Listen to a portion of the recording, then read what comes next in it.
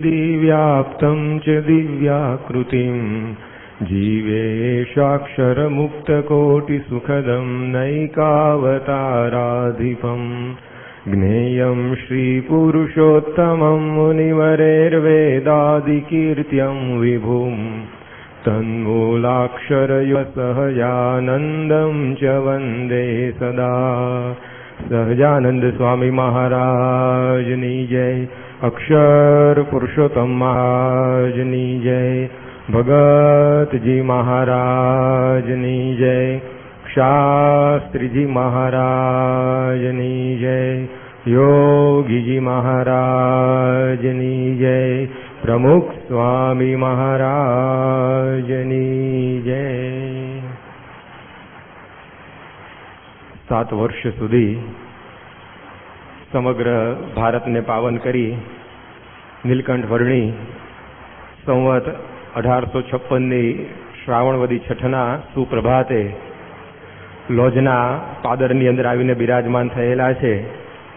ગામની જે કોઈ પનિહારીઓ એ ત્યાં પાણી ભરવા વાવના કિનારે આવે છે એ બધી પનિહારીઓ આ વર્ણીનું તપ જોઈને એ દ્રવી ગયેલી છે કે આવી કોમળ કાયાની અંદર આટલા બધા તપના ચિહ્નો આ વર્ણીએ પોતે ધારણ કરેલા છે અને જે મસ્તક ઉપર મુગટ જોઈએ મસ્તક ઉપર જટા ધારણ કરી છે, જે પગની અંદર સુંદર મજાની પાદુકાઓ જોઈએ એ પગ કાંટા કાંકરા ઉપર એમનેમ જ ચાલેલા છે. આવી પ્રકારનું આ વર્ણીનું તપ એ જોઈને બધી નારીઓ પણ સ્થિર થઈને એમના દર્શન કરી રહેલી છે. અને એ સમયની અંદર ગઈકાલે જેમ આપણે જોઈએ પ્રમાણે રામાનંદ સ્વામીના આશ્રમના એક સંત સુખાનંદ સ્વામી એ પણ આ નીલકંઠ વર્ણીની પાસે એ આવી પહોંચ્યા અને જ્યારે એમણે પૂછ્યું કે તમારી માતા કોણ છે, તમારા પિતા કોણ છે, તમારા સ્વજનો કોણ છે, ત્યારે વર્ણીએ પોતે સમજાવ્યું કે ગુરુ નહીં તે સ્વભ્રાતા, પિતા નહીં તે માતા, ન દેવતા કે પતિ તે કહાવે, જે જન્મ મૃત્યુ થકી ના મુકાવે. કે ગુરુ અમે ગણતા નથી કે જે ગુરુના સમાગમની અંદર આપણા આ જન્મ મૃત્યુના તાપ ટળે નહીં. અને એમ કહીને વર્ણી આ બધી વાતો કરી ત્યારે સુખાનંદ સ્વામીને લાગ્યું કે આ વર્ણી પોતે દેખાય છે નાના, પરંતુ બહુ એમની આ વિદ્વત્તાની શૈલી છે, આવા પોતે મહાવિદ્વાન લાગે છે. અને એમને હવે કોડ જાગ્યા કે આ વર્ણીને આપણા આશ્રમની અંદર લઈ જવા તો મુક્તાનંદ સ્વામી પણ રાજી થશે અને આશ્રમના જે બીજા બધા સંતો છે એ પણ ઘણા બધા પ્રસન્ન થશે. મારા ગુરુ રામાનંદ સ્વામીના તો આનંદની અવધિ નહીં રહે. અને આવી પ્રકારે આ સુખાનંદ સ્વામીએ વિચાર કરેલો છે અને એમણે આ વર્ણીને કહ્યું કે વર્ણી, તમે વિચરણ કરતા કરતા જ્યારે બધે જ ગયા છો ત્યારે અમારા આશ્રમની અંદર પણ તમે પધારો એવી મારી વિનંતી છે. વર્ણી કહે છે કે અમે કોઈ દિવસ વસ્તીમાં જતા જ નથી, અમે તો વન વગડાની અંદર જ દિવસો પસાર કર્યા છે. ત્યારે સુખાનંદ સ્વામીએ કહ્યું કે અમારો આશ્રમ એ કંઈ આમ સાવ ગામની મધ્યમાં નથી, એ પણ આમ વસ્તીની બહાર જ કહેવાય બહુ છે, તો તમે જરૂર ત્યાં પધારો. અને તમે જો નહીં આવો તો અમારા આશ્રમના જે વરિષ્ઠ સંત છે મુક્તાનંદ સ્વામી એને હું તમને બોલાવવા માટે મોકલીશ. આવી વાત સાંભળી ત્યારે વર્ણીએ વિચાર્યું કે આવા મોટા સાધુ એ સામે ચાલીને આપણને બોલાવવા આવે ઠીક ના કહેવાય. એટલે વર્ણી પોતે હવે લોજની અંદર રામાનંદ સ્વામીના આશ્રમમાં જવા માટે એ પોતે ઊભા થયા અને આ સુખાનંદ સ્વામીની સાથે નીલકંઠ વર્ણી લોજમાં રામાનંદ સ્વામીના આશ્રમમાં પધાર્યા. વર્ણીના આગમનથી જાણે જેમ શરીરમાં ચેતન આવે અને જે તાજગી બધી પ્રસરી જાય એવી તાજગી, એવો આનંદ આ આશ્રમની અંદર ફેલાઈ ગયો. આકાશની અંદર જેમ સૂર્ય ઉગે અને બધું અંધારું દૂર થઈ જાય અને આકાશ શોભી ઉઠે એવી રીતે આ રામાનંદ સ્વામીનો આશ્રમ આ વર્ણીન્દ્રના પગલાથી એ પોતે શોભી ઉઠ્યો છે. અને એ વખતે આ નીલકંઠ વર્ણીએ મુક્તાનંદ સ્વામીના ચરણોની અંદર પ્રણામ કર્યા અને મુક્તાનંદ સ્વામી એમણે પણ વર્ણીને આવી રીતે નમસ્કાર કર્યા અને કહ્યું કે તમે અહીંયા રોકાઈ જાઓ. ત્યારે વર્ણી કહે છે કે અમે તો ત્યાં જ રોકાઈએ છીએ જ્યાં આગળ અમારા 5 પ્રશ્નોના અમને ઉત્તર પ્રાપ્ત થાય. નીલકંઠ વર્ણી જ્યાં જ્યાં પોતે જતા વન વિચરણની અંદર, આશ્રમમાં, મઠમાં, મંદિરમાં, ત્યાં આગળ સાધુ સંન્યાસીઓ મળે એમને નીલકંઠ વર્ણી 5 પ્રશ્નો પૂછતા. એક પ્રશ્ન એવો પૂછતા કે જીવનું સ્વરૂપ શું છે, બીજું પૂછતા કે ઈશ્વરનું સ્વરૂપ કેવું છે, ત્રીજું પૂછતા કે માયાનું સ્વરૂપ કેવું છે, ચોથી વાત પૂછતા કે બ્રહ્મનું સ્વરૂપ કેવું છે, અને પાંચમો પ્રશ્ન પૂછતા કે પરબ્રહ્મનું સ્વરૂપ કેવું છે. આજે 5 અનાદિ તત્વો એ તત્વજ્ઞાનની અંદર સ્વીકારવામાં આવ્યા છે કે એની ક્યારે ઉત્પત્તિ થઈ એ કોઈ કહી શકે એમ નથી. જીવ, ઈશ્વર, માયા, બ્રહ્મ અને પરબ્રહ્મ. તો આ 5 મહારાજ કહે છે કે જે તત્વ એનું સ્પષ્ટ નિરૂપણ અમને જે કરી આપે ત્યાં આગળ અમે રહેવાનો એ નિર્ધાર કરેલો છે. અને આ વાત સાંભળી અને મુક્તાનંદ સ્વામી કહે છે કે મારા ગુરુ થકી મેં આ 5 જે તત્વો છે એનું જેવું જ્ઞાન પ્રાપ્ત કર્યું છે એ હું તમને સંભળાવું છું, અને તમને જો યોગ્ય લાગે તો પછી તમે અહીંયા અમારી સાથે રોકાજો. અને એ વખતે આ મુક્તાનંદ સ્વામી જીવનું સ્વરૂપ સમજાવે છે. જીવ એટલે કે આત્મા. આત્મા એ અજર, અમર, અવિનાશી, અછેદ્ય, અભેદ્ય છે. મુક્તાનંદ સ્વામી કહે છે કે આત્માને અમે માનીએ છીએ કે ક્યારેય મરતો નથી, અને સકળ શરીરની અંદર એની જ શક્તિથી બધી ક્રિયાઓ થાય છે. ભલે દેખાય નહીં, પરંતુ જેમ પાંદડા હલવાથી ખબર પડે કે પવન વાય છે, એમ શરીર હાલે ચાલે એની પરથી ખબર પડે કે આત્મા શરીરની અંદર છે. અને આવો જે આત્મા છે એ પરબ્રહ્મને આધીન છે. ભગવાન સિવાય કાંઈ કરવાને સમર્થ નથી. આવી જીવના સ્વરૂપની વાતો કરી. ત્યાર પછી ઈશ્વરની પણ વાતો કરી કે ઈશ્વરો પણ જીવ જેવા જ છે, પરંતુ જીવ છે અલ્પજ્ઞ છે. ઈશ્વરો છે આ બ્રહ્માંડની ગતિવિધિઓને જાણનારા છે. માયાની અંદર તો બંને પડેલા છે, પરંતુ આપણું જે જીવ છે એ આપણા શરીરમાં જે કંઈ ચાલે બધી ક્રિયાઓ એને જાણી શકે, અને ઈશ્વરો છે આખા બ્રહ્માંડની અંદર જે ક્રિયાઓ થતી હોય એને જાણી શકે. અને આવા ઈશ્વરો એ પણ આવી રીતે માયાના ગુલામ છે. જીવની જેમ એ પણ માયાની અંદર જ બદ્ધ છે. અને આવું આ ઈશ્વરનું સ્વરૂપ એમણે સમજાવ્યું. ત્યાર પછી માયાની વાત કરે છે મુક્તાનંદ સ્વામી કે માયા એને કહીએ છીએ કે જીવને અહમ અને મમત્વ જેના થકી થાય છે. આ હું છું અને આ મારું છે, આવી પ્રકારની જે અહમ મમત્વ રૂપી જે આ માયા એ દરેક જીવોને આ સંસાર વ્યવહારની અંદર ભમાવે છે. આવી વાત એ નીલકંઠ વર્ણીને એમણે પોતે સમજાવી. અને ત્યાર પછી બ્રહ્મ એટલે કે અક્ષરની વાત એ મુક્તાનંદ સ્વામીએ પોતે કરી કે આ અક્ષરના 2 સ્વરૂપો છે. એક સ્વરૂપે એ અનંત કોટી મુક્તો અને શ્રીજી મહારાજ એટલે કે ભગવાનને ધારણ કરી રહ્યું છે, અને એનું એ જ અક્ષર એ બીજે રૂપે કરી અને ભગવાનની સેવામાં પણ રહે છે. અને આ રીતે આ બ્રહ્મના સ્વરૂપનું પણ એમણે નિરૂપણ કર્યું. અને ત્યાર પછી ભગવાનના સ્વરૂપ કહેતા કે પરબ્રહ્મના સ્વરૂપની વાતો બધી કરી કે જે સર્વોપરી ભગવાન છે, એના થકી અનંત બ્રહ્માંડોની ક્રિયાઓ બધી થાય છે. એ ભગવાનના થકી જ એ બધા જ અવતારો એ બધા પૃથ્વીને વિશે થતા હોય છે. અને આવી રીતે 5 આ જે તત્વો એની વાત એ ઘણી બધી વિસ્તારથી આ મુક્તાનંદ સ્વામીએ પોતે સમજાવી. અને એ બધું સાંભળીને બોલ્યા, નીલકંઠ બ્રહ્મચારી, ધન્ય સાધુજી બુદ્ધિ તમારી, ઘણા સંતોની મેં મતી જોઈ, આવા ઉત્તર આપે ન કોઈ.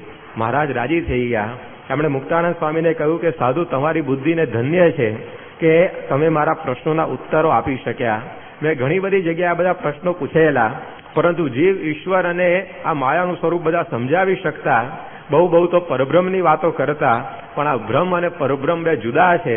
અને બ્રહ્મ થકી પણ પરબ્રહ્મ સર્વોપરી છે એવી વાતો જે તમે મને સમજાવી, એવું કહેનારું તો મને કોઈ મળ્યું નહોતું. કારણ કે આજે આપણે જોઈએ છીએ કે વિશ્વની અંદર લગભગ 80 થી 90% વર્ગ એ પોતે એવું જ માને છે કે બ્રહ્મ એ જ પરબ્રહ્મ, આત્મા એ જ પરમાત્મા. અને એમ માનીને આ ભગવાનની જે કોઈ ભક્તિ કરવી નહીં અને ભગવાનની ઉપાસના કરવી નહીં અને પોતે જ ભગવાન થઈને આવી રીતે ફરવું, આવી પ્રકારે આ બધી ઉપાસનાઓ વિશ્વની અંદર ચાલે છે. એ વખતે પણ એવું જ હતું કે જે સંન્યાસીઓ એ બધા અહમ બ્રહ્માસ્મિ થઈને બેસી જાય કે આપણે જ ભગવાન, આત્મા એ જ પરમાત્મા, તો પછી હવે પૂજા આરતી કોની કરવાની, માળા કોની ફેરવવાની. અને પછી આવી રીતે મન ફાવે એમ પોતે વર્તતા. જ્યારે અહીંયા શ્રીજી મહારાજને આ બ્રહ્મ અને પરબ્રહ્મ જુદા છે, અક્ષર અને પુરુષોત્તમ જુદા છે, આત્મા અને પરમાત્મા જુદા છે, એવા જ્ઞાનની ઝલક પ્રાપ્ત થઈ. અને એ વર્ણી પોતે રાજી થઈ ગયા. અને મહારાજ પોતે મુક્તાનંદ સ્વામીને કહે છે કે તમને ધન્ય છે કે તમારી બુદ્ધિમાં આ બ્રહ્મ અને પરબ્રહ્મના 2 સ્પષ્ટ ભેદ એનું જ્ઞાન રહેલું છે. અને મહારાજ એમને કહે છે કે તમે સદગુરુ સેવ્યા જણાય, આવા ઉત્તર તે થકી થાય. કે તમે જરૂર કોઈક મોટા સદગુરુને સેવ્યા હશે કે જેને લીધે તમે આ બધા ઉત્તરો આપી શક્યા. અને આ રીતે નીલકંઠ વર્ણી પોતે રાજી થયા. અને વળી પાછા વર્ણી બીજી પણ વાત અહીંયા જોઈને પ્રસન્ન થયેલા છે કે અહીં દિશે છે ઉત્તમ ધર્મ, અંશ માત્રે નથી જ અધર્મ. વર્ણી કહે છે કે અમે બીજી બધી જગ્યાએ આ ફર્યા પણ કંઈક ને કંઈક અધર્મ અમને જોવા મળતો. પણ આજે આ તમારા આશ્રમની અંદર અમને ધર્મનું વાતાવરણ દેખાય છે. ગાંજા ભાંગ પીતા નથી કોઈ, સૂંઘવાની તમાકુ ન જોઈ, તમ પાસે રહે ઘણા સંત, દિશે સર્વે તે વૈરાગ્યવંત. વર્ણી કહે છે કે આ તમારા આશ્રમની અંદર અમે ગાંજો અને ભાંગ એ પીનારા કોઈ જોયા નથી, કોઈ આવી રીતે તમાકુ પણ ખાનારા સાધુઓ જોયા નથી, અને આવા વૈરાગ્યવાન સંતો એ તમારી પાસે રહે છે. આ પણ પહેલી વાર અમે જોયું. સૌના નિર્મળ સ્વચ્છ છે ચિત્ત, નથી પંચ વિષય પર પ્રીત, ઘણા જોયા અમે તીર્થધામ, નથી સંત આવા કોઈ ઠામ. વર્ણી કહે છે કે અમે ઘણા બધા તીર્થો જોયા, પરંતુ પંચ વિષયમાંથી જેને પ્રીતિ ટળી ગઈ હોય અને જેનું આવું સ્વચ્છ નિર્મળ મન એ સદાય ભગવાનની ભક્તિ કરતું હોય, આવા સંતો તો કોઈ ઠેકાણે અમે જોયા નહીં. અને આ બે વસ્તુ જોઈ અને પછી નીલકંઠ વર્ણી પોતે કહે છે કે આવી રીતે અમે આટલું અમને અહીંયા દેખાયું છે, માટે સુણી હરિએ ત્યાં વિશ્રામ ઠરાવ્યો. નીલકંઠ વર્ણી કહે છે કે હવે અમે અહીંયા જરૂર તમારી પાસે રોકાશું, કારણ કે અમને આ બ્રહ્મ અને પરબ્રહ્મનું જ્યાં જ્ઞાન હોય ત્યાં રહેવાનું આ ગમતું એ અહીંયા જોવા મળ્યું. સાથે સાથે એવી સાધુતા અમારે જોઈતી હતી, એ સાધુતા પણ તમારી પાસે એમને જોવા મળી. માટે સુણી બોલ્યા હરિએ વિશ્રામ કહાં ઠરાવ્યો. મહારાજ પોતે આ બે વસ્તુ જોઈ અને હવે આ લોજની અંદર એ પોતાનું રોકાણ એ નક્કી કરી લે છે. ત્યારે વર્ણી આપણને સમજાવે છે કે પોતે એ કઈ જગ્યાએ રોકાય છે. તો જ્યાં આગળ આવી સાધુતા હોય અને જ્યાં આગળ બ્રહ્મ અને પરબ્રહ્મનું કહેતા કે અક્ષર અને પુરુષોત્તમનું આવું જ્ઞાન હોય, ત્યાં નીલકંઠ વર્ણી કહે છે કે અમે સદાયના માટે રોકાઈ જઈએ છીએ. નીલકંઠ વર્ણીને મોટી મોટી ધસમસતા વેગવાળી નદીઓ પણ રોકી શકી નહીં, એની ઉપર પણ આવી રીતે ચાલીને પાર કરી ગયા. પરંતુ જ્યાં સાધુતા જોઈ અને જ્યાં આવું બ્રહ્મ પરબ્રહ્મ કહેતા કે અક્ષર પુરુષોત્તમનું જ્ઞાન જોયું, ત્યાં નીલકંઠ વર્ણી પોતે રોકાઈ જાય છે. નીલકંઠ વર્ણીને હિમાલય પણ આડો આવ્યો એ નડી શક્યો નહીં, એના માથે પણ પગ મૂકીને વર્ણી પોતે આગળ વધી ગયા. પરંતુ એ નીલકંઠ વર્ણી એ આપણને સમજાવે છે કે જ્યાં આવી સાધુતા દેખાય અને જ્યાં અક્ષર પુરુષોત્તમનું જ્ઞાન દેખાય, ત્યાંથી અમે આગળ વધી શકતા નથી. ત્યાં અમે સદાયના માટે નિવાસ કરીને રહીએ છીએ. વર્ણીને રસ્તાની અંદર મોટા મોટા રાજાઓ પોતાની રાજકુંવરીઓને રાજ્ય સમૃદ્ધિ અર્પણ કરવા તૈયાર થયા, વર્ણી એની અંદર પણ રોકાયા નહીં. એ આપણને સમજાવે છે કે અમે રાજ્ય સમૃદ્ધિઓથી બંધાતા નથી, અમે તેવી સાધુતાથી બંધનમાં આવીએ છીએ. જ્યાં આવું જ્ઞાન હોય અક્ષર પુરુષોત્તમનું, ત્યાં અમે સદાયના માટે ઠરીઠામ થઈ જઈએ છીએ. વર્ણીને તમે જુઓ કે આ વિતરણની અંદર લાખો રૂપિયાની આવકવાળા મહંતો એ પોતાનું મહરપદ એ વર્ણીને સોંપવા તૈયાર થઈ ગયા, પોતાના મઠ મંદિરો વર્ણીને આપવા તૈયાર થઈ ગયા, પણ વર્ણી ત્યાં પણ રોકાયા નહીં. એ આપણને સમજાવે છે કે અમે આવા મઠ મંદિરોની મહાનતામાં પણ રોકાતા નથી, પણ જ્યાં આવી સાધુતા અમને દેખાય છે, જ્યાં આગળ આવું અક્ષર પુરુષોત્તમનું જ્ઞાન અમને દેખાય છે, ત્યાં અમે સદાયના માટે નિવાસ કરીને રહીએ છીએ. નીલકંઠ વર્ણી અયોધ્યાથી નીકળ્યા અને લોજમાં આવીને રોકાયા એ તો આપણે સ્થૂળ દ્રષ્ટિએ જોયું, પરંતુ એ અયોધ્યાથી નીકળ્યા નહોતા, પણ જ્યાંથી ધર્મ અને ભક્તિ ચાલ્યા ગયા ને ત્યાંથી પોતે નીકળેલા. આપણે શરૂઆતમાં જ વાત કરેલી કે ધર્મ અને ભક્તિ આ બંને જ્યાં સુધી અયોધ્યામાં હતા, ધર્મદેવ અને ભક્તિ માતા એ જ્યાં સુધી રહ્યા ત્યાં સુધી નીલકંઠે એ ઘર છોડવાનો વિચાર કર્યો નહોતો. પરંતુ જેવો ધર્મદેવ અને ભક્તિ માતાનો દેહોત્સર્ગ થયો અને ટૂંક સમયની અંદર જ એ વર્ણી પોતે આ ઘર છોડીને નીકળી ગયા. એ ધર્મ ભક્તિ હતા એના પહેલા પણ નીકળ્યા નહીં, અને એમના ધામમાં ગયા પછી ઘણા બધા લાંબા સમય પછી નીકળ્યા નહીં, તરત જ એ પોતે નીકળે છે. એ આપણને સમજાવે છે કે અમે જ્યાં ધર્મ અને ભક્તિ હોય ત્યાં સદાય રહીએ છીએ, એ ના દેખાય તો ત્યાંથી અમે નીકળી જઈએ છીએ. અને બીજું અહીંયા આપણી એમનું વન વિચરણની પૂર્ણાહુતિ એ પણ આપણને એ જ સમજાવે છે કે અમે સાધુતા ત્યાં દેખાય અને જ્યાં અક્ષર પુરુષોત્તમનું જ્ઞાન દેખાય ત્યાં આગળ સદાયના માટે નિવાસ કરીને રહીએ છીએ. આજે ભગવાનને ગોતવા માટે બધા જ મુમુક્ષુએ પોતે ફાંફા મારી રહ્યા છે, પરંતુ ભગવાન હવે આપણને એમનું સરનામું આ એમના ચરિત્ર દ્વારા બતાવે છે. આજે ભગવાનને ગોતવા લોકો તપ કરે છે, વ્રત કરે છે, યજ્ઞ કરે છે, યાત્રાઓ કરે છે, શાસ્ત્રોનો અભ્યાસ કરે છે, યોગ સાધના કરે છે, કેટલા બધા સાધનો અનંત પ્રકારના મનુષ્યો કરી રહ્યા છે. પરંતુ ભગવાન આપણને સમજાવે છે કે તમારે અમને પામવા હોય તો કઈ જગ્યાએ અમે મળીશું. તેમણે સમજાવ્યું કે જ્યાં આવી સાધુતા તમને દેખાય અને જ્યાં આવું બ્રહ્મ અને પરબ્રહ્મનું કહેતા આત્મા પરમાત્માનું અક્ષર અને પુરુષોત્તમનું સ્પષ્ટ જ્ઞાન હોય ત્યાં આગળ તપાસ કરજો, જરૂર અમે તમને ત્યાં આગળ મળવાના. તો અત્યારે આપણને આ પ્રશ્ન થાય કે કઈ જગ્યાએ આવી સાધુતા છે શ્રીજી મહારાજે પ્રબોધેલી કે જ્યાં આગળ એ પોતે અખંડ નિવાસ કરીને રહ્યા હોય, એમણે પોતે પ્રગટાવેલી અષ્ટાંગ બ્રહ્મચર્યની અણિશુદ્ધ પરંપરા એ કઈ જગ્યાએ અત્યારે એ જીવંત છે કે જ્યાં પોતે નિવાસ કરીને રહ્યા હોય. અત્યારે એવું કયું ઠેકાણું હશે કે જ્યાં એમણે પોતે પ્રબોધેલો આ ધનનો ત્યાગ એમના સાધુઓ પોતે આ પાળતા હોય અને જ્યાં આગળ પોતે અખંડ નિવાસ કરીને રહ્યા હોય. અત્યારે કઈ જગ્યાએ એવી સાધુતા હશે કે જ્યાં આગળ આવી રીતે એમણે આપેલી સાધુતા પ્રમાણે આવી રીતે સાધુઓ એ બધા લાકડાના પાત્રની અંદર પાણી મેળવીને નિસ્વાદિક વર્તમાન એ પાળતા હોય અને પોતે આ વર્ણી ત્યાં આગળ રહ્યા હોય. આજે એવું કયું સ્થાનક હશે આ વિશ્વની અંદર કે જે જગ્યાએ આવી રીતે આ મોટી ભગવાનના જેવી ઐશ્વર્યની પ્રાપ્તિ થઈ હોવા છતાં પણ એ સંત એ પોતે નિર્માની થઈને નાનામાં નાના ભક્તની સેવાની અંદર તૈયાર રહેતા હશે. આજે કઈ જગ્યાએ અક્ષર અને પુરુષોત્તમની ઇષ્ટ આવી રીતે વિચારધારાઓ એનું જ્ઞાન એ છડેચોક એ લોકોને જોવા મળતું હશે. એવું ઠેકાણું એ જ્યારે વિશ્વની અંદર આપણે શોધવા માટે નીકળીએ ત્યારે એક જ દેખાય અને એ છે આપણા પ્રગટ ગુરુ હરિ પ્રમુખ સ્વામી મહારાજ કે જ્યાં આગળ મહારાજની એવી સાધુતા આપણને દેખાય છે. નીલકંઠ વર્ણીએ અષ્ટાંગ બ્રહ્મચર્યધારી સંતો બનાવેલા આજે આપણે જોઈએ છે કે એ બ્રહ્મચર્યની પરંપરા 80 વર્ષ સુધી પરમ પૂજ્ય પ્રમુખ સ્વામી મહારાજે એવી અણિશુદ્ધ જાળવી રાખી છે. આજે દેશ પ્રદેશની અંદર 50થી પણ વધારે દેશોમાં વિચરવા છતાં પણ મહારાજે આપેલો આ ત્યાગનો નિયમ એ કેટલો બધો દ્રઢતાથી એ પોતે પાળી રહ્યા છે. એક નાની અમથી બાળકીનો સ્પર્શ થયો ના હોય પરંતુ એની શંકા થઈ હોય ત્યાં તો નિર્જળા ઉપવાસ એ 74 વર્ષની વૃદ્ધ વયે પણ ખેંચી નાખેલા છે સ્વામીશ્રીએ.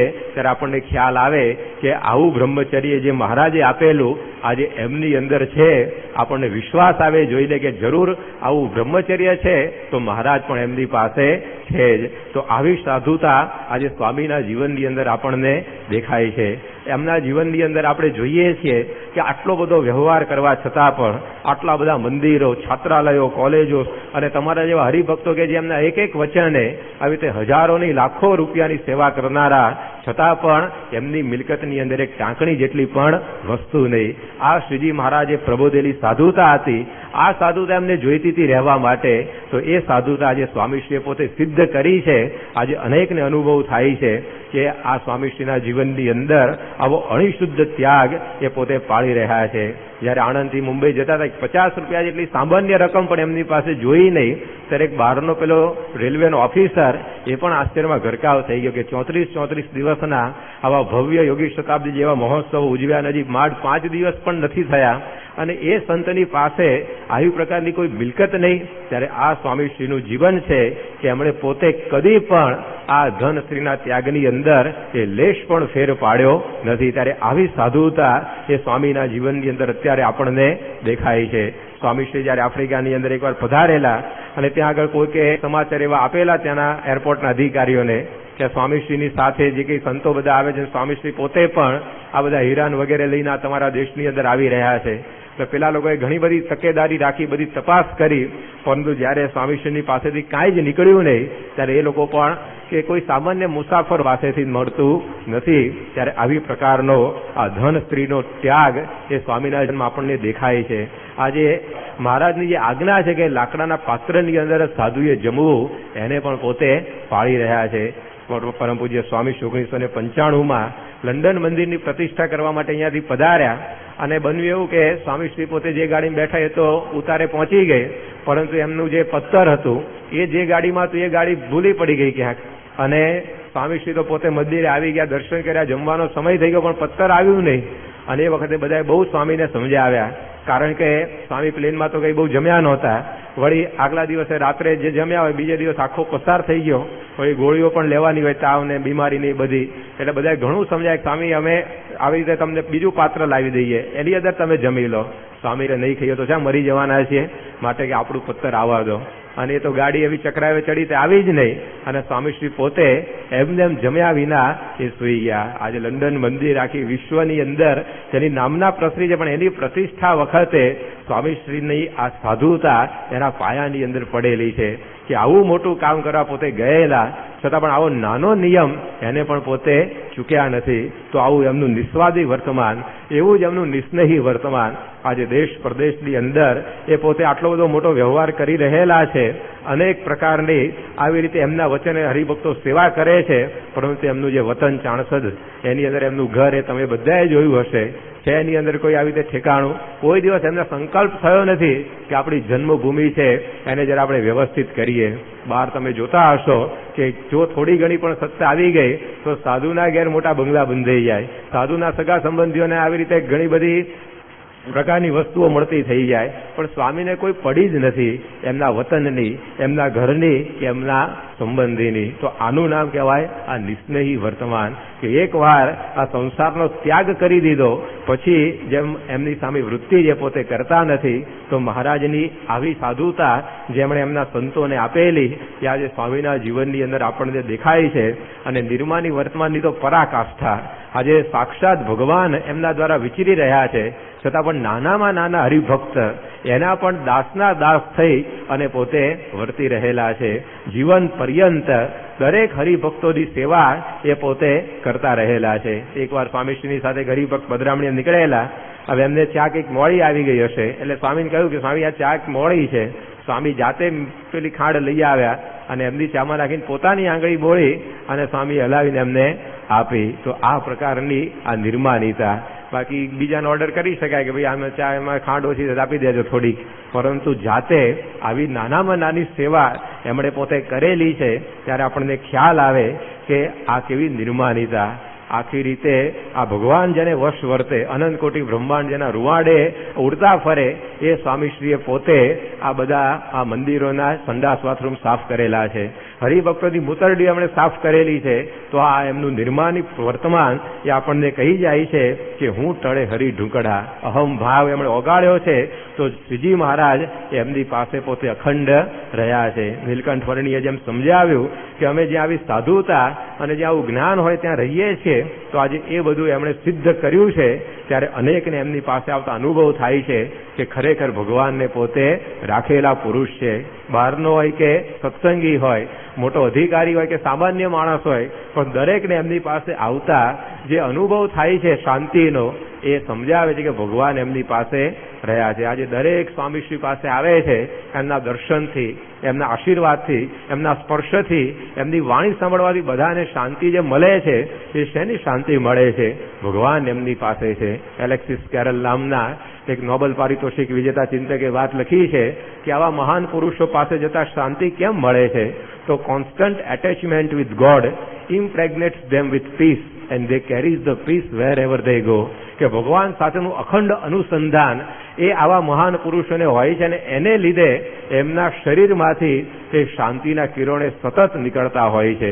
સ્વામીશ્રી કઈ બોલે નહીં, પણ એમના દર્શન કરીએ તો આપણા અંતરની અંદર શાંતિ થઈ જાય. તો એ ભગવાન એ પોતે રાખ્યા છે, તો એના પ્રભાવની અંદર આ બધું આપણને દેખાય છે. તો આજે આ મહારાજે જે આપણને મર્મ સમજાવ્યો એની ઉપરથી આપણે જરૂર કહી શકીએ કે આવી સાધુતા જે સ્વામીશ્રી પાસે છે, તો નીલકંઠ વર્ણી આજે એમની પાસે એ રહ્યા છે. બીજી વાત વર્ણી આપણને સમજાવી કે જ્યાં આગળ આવી પ્રકારે અક્ષર અને પુરુષોત્તમ કહેતા કે બ્રહ્મ અને પરબ્રહ્મનું આવું સ્પષ્ટ જ્ઞાન હોય ત્યાં આગળ અમે રોકાઈએ છીએ. તો આજે બ્રહ્મ સ્વરૂપ શાસ્ત્રીજી મહારાજે એ બ્રહ્મ અને પરબ્રહ્મ, એ અક્ષર અને પુરુષોત્તમ, એ બંનેનું ખાલી શાસ્ત્રમાં સ્પષ્ટ જ્ઞાન નહીં, પરંતુ મૂર્તિમાન એ જ્ઞાનને કરીને નીલકંઠ વર્ણને કાયમ આ બોચાસણવાસી અક્ષર પુરુષોત્તમ સંસ્થાની અંદર રાખી દીધા છે. આજે વિશ્વભરની અંદર આવી રીતે બ્રહ્મ અને પરબ્રહ્મની, અક્ષર અને પુરુષોત્તમની જે ઉપાસના એ બ્રહ્મ સ્વરૂપ શાસ્ત્રીજી મહારાજ, યોગીજી મહારાજ અને પ્રમુખ સ્વામી મહારાજે જે રીતે પ્રસરાવી છે એ આપણને બતાવે છે કે આ ત્રણેય આ ગુણાતીત સત્પુરુષોએ વર્ણીને આમની પાસે રાખી દીધા. કારણ કે આવું બ્રહ્મ અને પરબ્રહ્મનું જ્ઞાન એ બધું વેદ ઉપનિષદમાં તો હતું, પરંતુ એ કોઈ વિદ્વાનોની નજરમાં આવ્યું નહીં. બધાએ બ્રહ્મને જ પરબ્રહ્મ માની લીધા, અક્ષરને જ પુરુષોત્તમ માની લીધા, પણ શાસ્ત્રીજી મહારાજને મળેલા પરમહંસો પાસેથી આ જ્ઞાન પ્રાપ્ત કર્યું અને એમણે અક્ષર ને પુરુષોત્તમ બે સ્પષ્ટ ભેદ એ આપણને સમજાવ્યા કે અક્ષર પણ જુદા છે અને અક્ષરથી પર પુરુષોત્તમ છે. આપણે અક્ષરરૂપ થઈને પુરુષોત્તમની ઉપાસના કરવાની, બ્રહ્મરૂપ થઈને પરબ્રહ્મની ઉપાસના કરવાની. આ બે તત્વોનું સ્પષ્ટ નિરૂપણ એ શાસ્ત્રીજી મહારાજે આ મૂર્તિમાન આપણને કરી આપ્યું. એ જો ના હોત તો આ જ્ઞાન ભૂલાઈ જ ગયું હોત. અહીંયા જ વડોદરાની અંદર એક PM મોદી કરીને પ્રોફેસર રહેતા હતા. એમણે પોતે આખો થીસીસ એટલે કે મહાનિબંધ લખી કાઢેલો કે Akshar a forgotten chapter in the history of Indian philosophy, કે ભારતીય તત્વજ્ઞાનમાં ભૂલાઈ ગયેલું તત્વ એ અક્ષર બ્રહ્મ છે. અને જર્મનીની નીલ યુનિવર્સિટીમાંથી એમને PhDની ડિગ્રી પણ પ્રાપ્ત થઈ ગઈ. અને આવી પ્રકારે એમણે આખો મહાનિબંધ લખેલો. પરંતુ પછી વિવેક સાગર સ્વામી જયારે PhD કરતા હતા અને એ વખતે આ પ્રોફેસરના સંપર્કમાં આવ્યા અને આ વાત એમણે જાણી ત્યારે પછી એમણે સમજાવ્યું પેલા પ્રોફેસરને કે તમે આ અક્ષર ભૂલાઈ ગયેલું તત્વ લખ્યું છે, પરંતુ એ ભૂલાઈ ગયું નથી, એને અમારા ગુરુએ એ મૂર્તિમાન કરી આપ્યું છે. અને શ્રીજી મહારાજ એની ઘણી બધી વાતો વચનાવતની અંદર લખી છે કે અક્ષર આવું છે અને પુરુષોત્તમ એનાથી જુદા છે ને એ પોતે આવા છે. અમારા ગ્રંથોની અંદર એ વાતો છે અને ગ્રંથોમાં ખાલી વાતો નહીં પણ અમારા ગુરુએ તો એની મૂર્તિઓ પણ પધરાવી છે. અને એમ કહીને આટલાદરા મંદિરની જે મૂર્તિઓ છે અક્ષર ને પુરુષોત્તમની અહીંયા લાવીને અમને બતાવી કે જુઓ આ અક્ષર એ ગુણાતીતાનંદ સ્વામી અને આ પુરુષોત્તમ એ શ્રીજી મહારાજ. આ ક્યાં અક્ષર તત્વ ભૂલાઈ ગયું છે? આ સ્પષ્ટ નિરૂપણ એ અમારા ગુરુએ કર્યું છે. અને પછી કહ્યું આ તો મૂર્તિઓ અમે તમને બતાવી, પણ એવું મૂર્તિમાન અક્ષર કે જેમાં પુરુષોત્તમ અખંડ રહ્યા હોય એ જોવું હોય તો ચાલો કે નીચે. અને એ વખતે યોગીજી મહારાજ પણ અહીંયા જ હતા અને એમની ઓળખાણ કરે કે જુઓ આ અક્ષર હરતું ફરતું કે જેમાં ભગવાન અખંડ રહ્યા હોય. અને એ વખતે એમને લાગ્યું કે આવી પ્રકારનું આ સ્પષ્ટ નિરૂપણ અક્ષર પુરુષોત્તમનું, બ્રહ્મ પરબ્રહ્મનું, આત્મા પરમાત્માનું આવું તો કોઈ જગ્યાએ જોયું નથી. ત્યારે એ શાસ્ત્રીજી મહારાજે કરી બતાવ્યું. જે વર્ણિને ગમતું હતું, જે નીલકંઠ વર્ણિ શોધતા હતા એ કાર્ય એ શાસ્ત્રીજી મહારાજે પોતે કર્યું. જ્યારે સર્વપ્રથમવાર એમણે બુચાસણની અંદર મધ્યખંડમાં અક્ષર ને પુરુષોત્તમની મૂર્તિઓ પધરાવી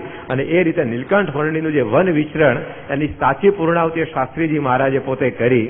કે એમને જે આ તત્વજ્ઞાન જુદું જોઈતું હતું બ્રહ્મ અને પરબ્રહ્મનું, એમણે મૂર્તિમાન કરી આપ્યું. અને આજે પ્રમુખ સ્વામી મહારાજે તો નવખંડ ધરતીની અંદર એ જ્ઞાનને પ્રસરાવી દીધું. આજે વિશ્વના 5 મહાસાગરોના કિનારે અક્ષર પુરુષોત્તમના વિજય વાવટાઓ એ પરમ પૂજ્ય સ્વામીશ્રી આવી રીતે ફરકાવી દીધા છે. ત્યારે નીલકંઠ વર્ણિને એમણે પોતે આ સાચી અંજલિ આપી. એ પોતે જે ઈચ્છતા હતા એ કાર્ય સત્પુરુષે કર્યું છે. ત્યારે આપણને સમજાય કે નીલકંઠ વર્ણિ એ પોતે આવી પ્રકારે આ સાધુતા અને જ્ઞાનને જોઈને જરૂર આ ગુણાતીત સંતોની પાસે એ પોતે રોકાઈ ગયા છે. અને વર્ણિનું વન વિચરણ એ પૂરું થયું નથી લોજની અંદર, પરંતુ આજે પણ એ વર્ણિ પરમ પૂજ્ય સ્વામીશ્રીની સાથે ને સાથે એ પોતે વિચરી રહેલા છે. જેવી રીતે નીલકંઠ વર્ણિએ પોતે આ વિચરણ બધું કર્યું, આજે એની એ જ ઝાંખી પરમ પૂજ્ય સ્વામીશ્રીના જીવનની અંદર પણ થાય છે. નીલકંઠ વર્ણિ આપણે જોયું કે પોતે એકલા વિચારવા માટે નીકળી પડેલા. આજે સ્વામીશ્રી પણ તમે જુઓ તો એકલવાયા પોતે 80 વર્ષ સુધી ઘૂમ્યા છે. એમને શરીરે સંગાત નથી આપ્યો, એમને સમયે સંગાત નથી આપ્યો, એમને સંજોગોએ સંગાત નથી આપ્યો, છતાં પણ સ્વામીશ્રી શરીર, સમય કે સંજોગોને જોયા સિવાય એ પોતાના ભક્તો માટે વિચરતા રહ્યા છે.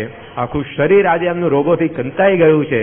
નખ શીખ એ પોતે આ રોગોથી ઘેરાયેલા છે, છતાં પણ એ પોતે આજે વિચરતા રહ્યા છે. એમણે કોઈ સંજોગો પણ જોયા નથી. 102 ડિગ્રી તાવની અંદર ભર ઉનાળાના નિજડા ઉપવાસમાં પણ એ પોતે હરિભક્તોને ત્યાં પધરામણી કરતા રહ્યા છે. ત્યારે એ આપણને સમજાવે છે કે કોઈનો સાથ ન મળે તો પણ જેમ વર્ણિ પોતે વિચરતા રહ્યા એમ સ્વામીશ્રી પણ પોતે વિચરતા રહ્યા છે. સમયનો પણ એમણે સાથ એ જોયો નથી. આ જટલાદરાની અંદર રાત્રે 1:30 વાગે પણ પરમ પૂજ્ય સ્વામીશ્રીએ હરિભક્તોના ત્યાં પધરામણી કરી છે. એ બધા બનેલા પ્રસંગો છે. ત્યારે સમય પણ એમણે જોયો નથી.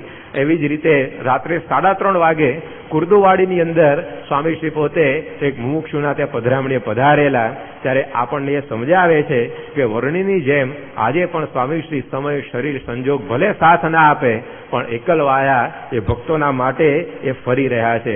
વર્ણીએ જેમ વનની અંદર અનેક પ્રકારની અસુવિધાઓને હસ્તે મોઢે સ્વીકારી લીધી હતી પોતાના ભક્તો માટે, એમ આજે સ્વામીશ્રીએ પણ પોતાના વિચરણની અંદર એમને કેટલી બધી અસુવિધાઓ અગવડો પડે છે, પણ ક્યારેય એમના ચરણ એ વિચરણની અંદર અટક્યા નથી. એ ગામડાના ખાડા ટેકરાવાળા રસ્તા હોય, કોઈ પણ પ્રકારની સુવિધા વિનાના ઝૂંપડાની અંદર ઉતારો હોય, છતાં પણ સ્વામીશ્રી ત્યાં આગળ રોકાયા છે. એકવાર રોહિશાળામાં સ્વામીશ્રી હતા, ભર બપોરે પતરાનું આવી રીતે ઉપર સીલિંગ હતું અને પતા એવા તપેલા કે ફરતો પંખો પણ ગરમ પવન ફેંકે, અને સ્વામીશ્રી એની નીચે બેસી અને શાંતિથી પત્ર લેખન કરતા હતા. ત્યારે લંડનના એક યુવક સુભાષ સ્વામીશ્રીની સાથે ફરતા હતા.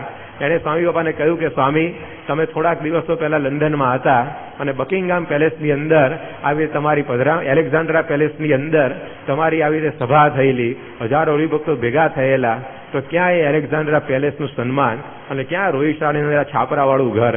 ત્યારે સ્વામીશ્રી કહે કે આ જ એલેક્ઝાન્ડ્રા પેલેસ છે, કે તું હરિભક્તોના ભાવ સામું તો જો. તો ભક્તોના ભાવને જોઈને આવા છાપરાની નીચે પણ એ સ્વામીશ્રી પોતે એ પધાર્યા નથી, એની નીચે રોકાયા છે. ત્યારે આ વર્ણિના વિચરણની ઝાંખી આજે એમના જીવનની અંદર પણ આપણને એ થઈ રહેલી છે. ગમે તેવા માન અપમાન, સુખ દુઃખ આવ્યા, પરંતુ વર્ણિના જેમ ચરણ અટક્યા નહીં, એમ આજે સ્વામી પણ પોતે એ બધું હસ્તે મોઢે સહન કરતા કરતા એ ફરી રહેલા છે. આપણે શરૂઆતમાં જોયેલું કે નીલકંઠ પોતે કાંઈ જ લીધા વગર નીકળેલા. એમણે ખાલી પોતાની પાસે ધર્મ, જ્ઞાન, વૈરાગ્ય અને ભક્તિને જ રાખેલા. ધર્મના પ્રતિક સમૂહ પાણી ગાળવાનું ગરણું લીધેલું, જ્ઞાનના પ્રતિક સમૂહ સર્વશાસ્ત્રનો ગુટકો બનાવેલો એ લીધેલો, વૈરાગ્યના પ્રતિક સમૂહ કમંડળું પોતાની પાસે લીધેલું, અને ભક્તિના પ્રતિક સમૂહ એ શાલિગ્રામ એમણે પોતે લીધેલા. તો એકાંતિક ધર્મ, જ્ઞાન, વૈરાગ્ય અને ભક્તિ એને લઈને વર્ણી પોતે નીકળેલા. આજે સ્વામીશ્રી પણ આ જ એકાંતિક ધર્મને ધારણ કરીને નીકળ્યા છે. પોતાની કોઈ જ વસ્તુ એમણે કરીને રાખી નથી. બસ આ મહારાજનો ધર્મ, મહારાજની ભક્તિ, મહારાજનું જ્ઞાન અને એવો અનાસક્તિ રૂપ વૈરાગ્ય એ સ્વામીશ્રી પોતે ધારણ કરીને આજે વિશ્વભરમાં વિચરે છે. ત્યારે આપણને સહેજે અણસાર આવે કે વર્ણી પોતે આજે સ્વામીશ્રી દ્વારા આ પૃથ્વી ઉપર આજે પણ વિચરી રહ્યા છે. કાઠમંડુની અંદર જ્યારે વર્ણી પોતે પધારતા હતા એ વખતે બધા બાવો એમને રોક્યા કે વર્ણી ત્યાં જવા જેવું નથી, કારણ કે ત્યાંનો જે રાજા છે એને પેટમાં દુખે છે અને એનો જે દુખાવો ન મટાડે એને પોતે જેલમાં પૂરી દે છે, માટે ચાલો આપણે પાછા જતા રહીએ, જેલમાં નકામું શાક માટે જવું. અને એ વખતે વર્ણી પોતે નિર્ભયતાથી એ રાજાના મહેલની અંદર પ્રવેશે છે. કોઈ પણ પ્રકારનો વર્ણીને ભય નહોતો. આજે એવી જ નિર્ભયતાનું દર્શન સ્વામીશ્રીના જીવનની અંદર પણ આપણને થાય છે. એકવાર એક સત્તાધારી ગૃહસ્થે એવું કહેલું કે હું પ્રમુખ સ્વામી મહારાજને જેલની અંદર પુરાવીને જ રહીશ. આ વાત જયારે સ્વામીશ્રીને કરી ત્યારે સ્વામીશ્રી હસતા હસતા બોલ્યા કે એમાં શું, કે ત્યાં રહીને ભજન કરશું આપણે, કે આવી પ્રકારની નિર્ભયતા. એક રૂવાડું પણ એમનું ફરક્યું નહીં. ત્યારે વિશ્વભરની અંદર આ વર્ણી પોતે જે નિર્ભયતાથી વિચર્યા એ જ નિર્ભયતાથી આજે સ્વામીશ્રી પણ પોતે વિચરી રહ્યા છે. વર્ણીના વેન વિચરણમાં આપણે જોયું કે એમના સંપર્કની અંદર જે કોઈ વ્યક્તિઓ આવ્યા, જે પશુઓ પક્ષીઓ આવ્યા, એના પણ બધા ભાવ ટળી જતા. વાઘ, સિંહ, હરણ આ બધા ભેગા મળીને પાણી પીવા બેસી જાય વર્ણીની પાસે. પોતપોતાના હિંસક ભાવો એ બધા ટળી જતા.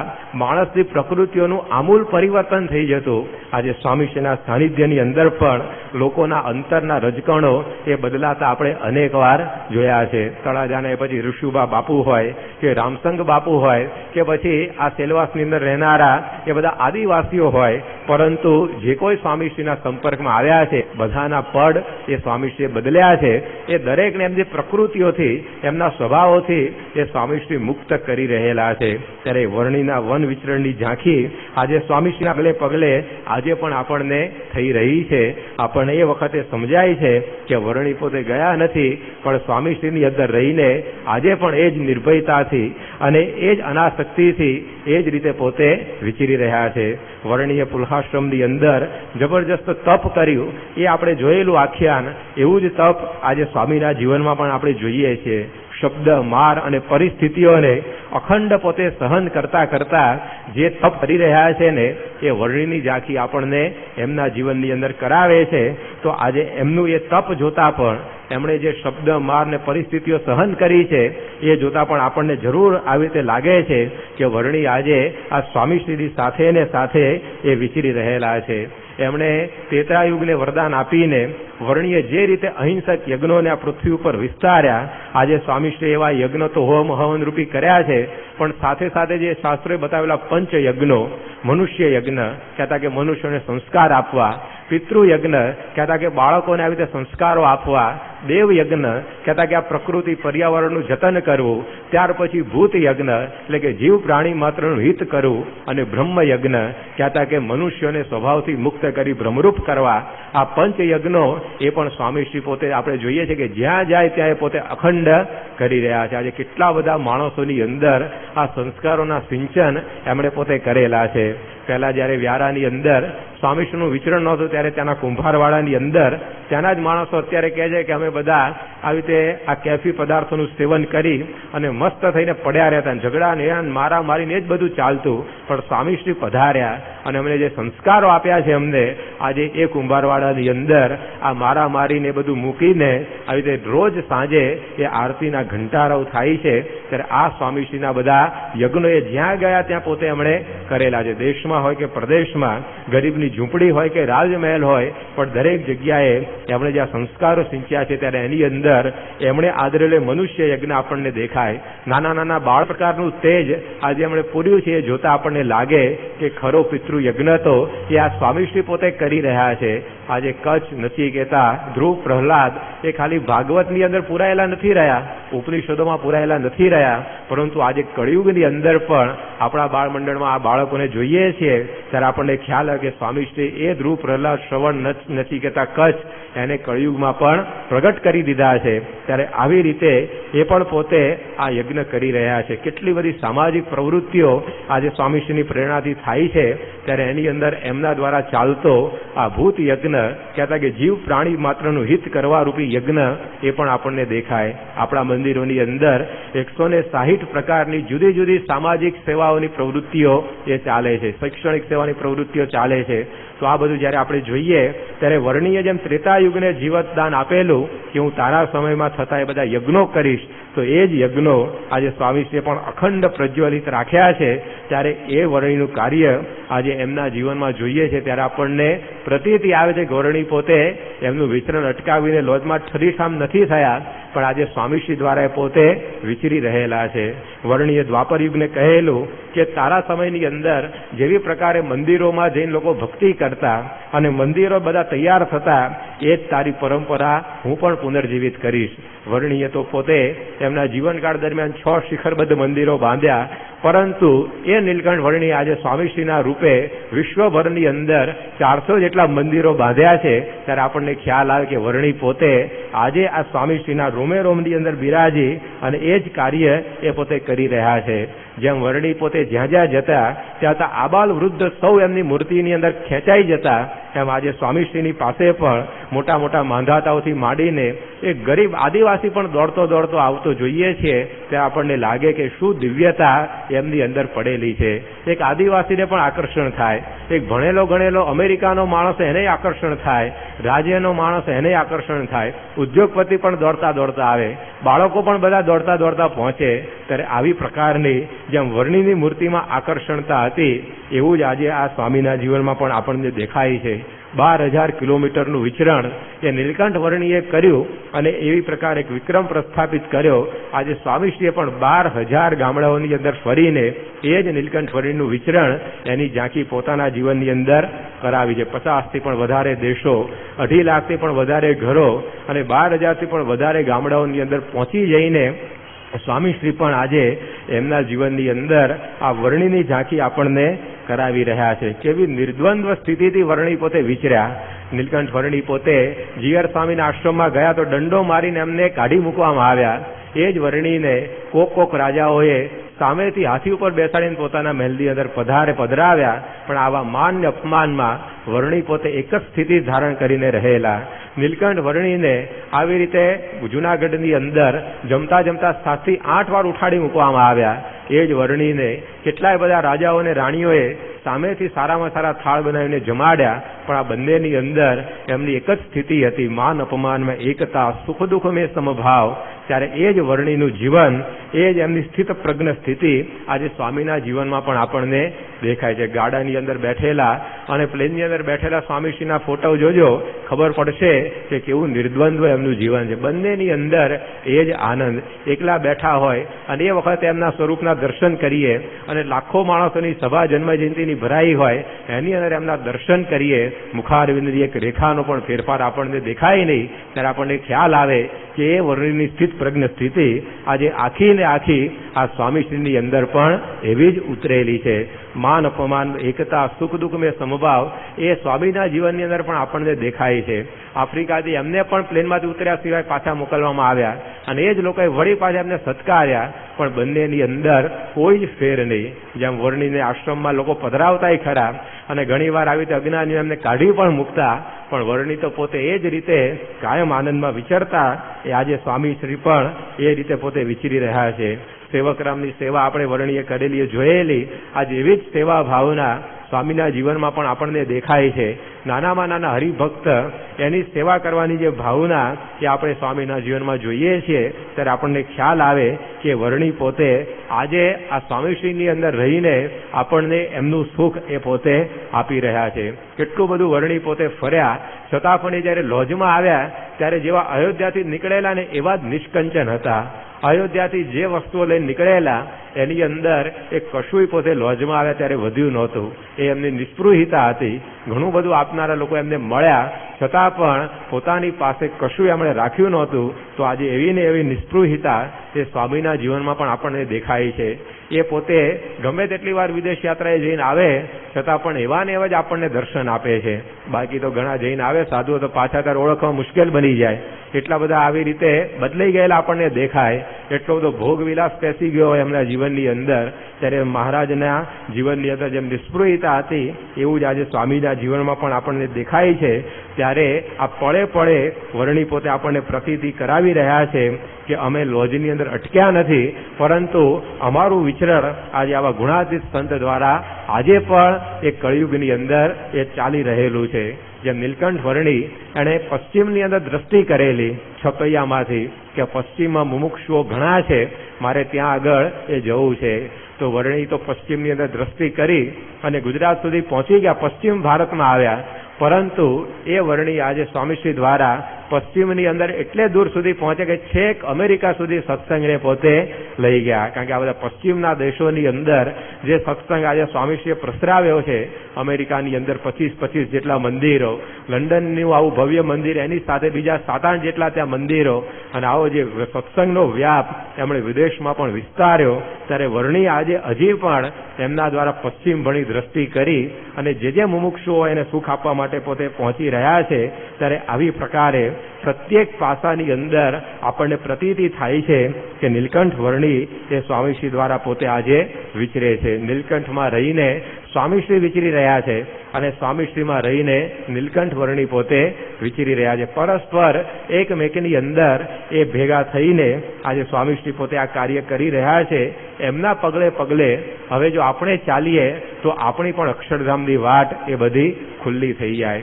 ભગવાન અને સંત આ પૃથ્વી ઉપર એટલા માટે પધારે છે, એટલા માટે પોતાના પગલા પાડે છે કે એ પગલે પગલે જો આપણે ચાલીએ તો આપણને પણ આ અક્ષરધામની પ્રાપ્તિ થઈ જાય. અત્યાર સુધી આપણે બધા ઘણા બધાના પગલા આ જોઈને ચાલ્યા છીએ. અત્યાર સુધી માણસો એ તમે જુઓ તો લોકોના પગલે પગલે જ એ ચાલતા રહ્યા છે. લોકોના પગલે ચાલવાની એટલી બધી ટેવ અત્યારે માણસોને પડી ગઈ છે કે પોતાની પસંદગીનું ટૂથપેસ્ટ ને ટૂથબ્રશ ને સાબુ પણ પોતે વાપરતા નથી. કે ફલાણો એક્ટર આ વાપરે છે એટલે લાવો આપણે એ લાવીએ, ફલાણો ક્રિકેટર આવું પહેરે છે એટલે લાવો આપણે એ પહેરીએ. તો આપણે લોકોના જ પગલાઓ જોઈને અત્યાર સુધી ચાલીએ છીએ, પરંતુ વર્ણી આપણને સમજાવે છે કે તમે આવી રીતે એની અંદર કંઈ પ્રાપ્ત નહીં કરી શકો.